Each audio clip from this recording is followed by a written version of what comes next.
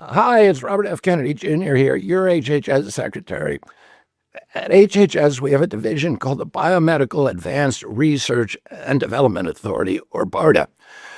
BARDA drives some of our most advanced scientific research.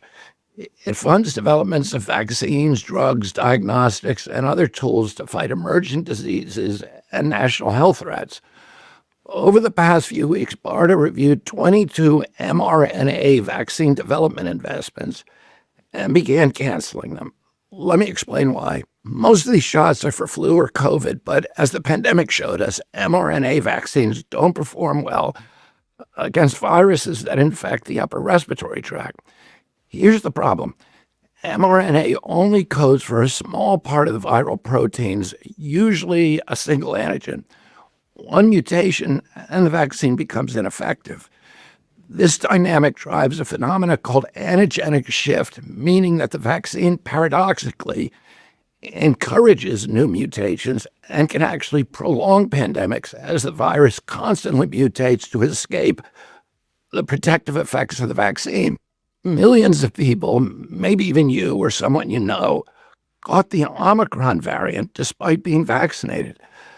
That's because a single mutation can make mRNA vaccines ineffective.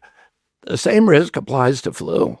After reviewing the science and consulting top experts at NIH and FDA, HHS has determined that mRNA technology poses more risks than benefits for these respiratory viruses. That's why, after extensive review, BARDA has begun the process of terminating these 22 contracts totaling just under $500 million. To replace the troubled mRNA programs, we're prioritizing the development of safer, broader vaccine strategies, like whole virus vaccines and novel platforms that don't collapse when viruses mutate. Let me be absolutely clear. HHS supports safe, effective vaccines for every American who wants them. That's why we're moving beyond the limitations of mRNA for respiratory viruses and investing in better solutions. Thank you. What? Bro, what are you talking about, man?